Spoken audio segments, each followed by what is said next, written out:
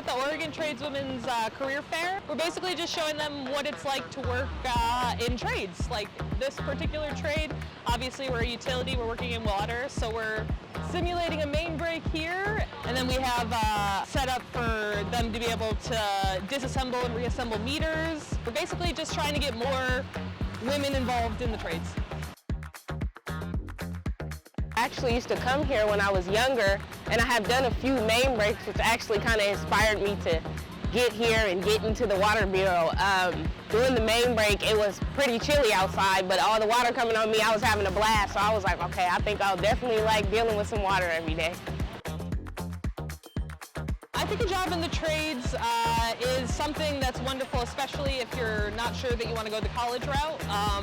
I think that the trades offer like stability, especially working for the city. All the trades you see out here, these trades are never ending. Like this is job security, but not only that, these are things that we need in everyday life to keep everything going, just to keep society moving, and these are good things that make a positive impact on our society.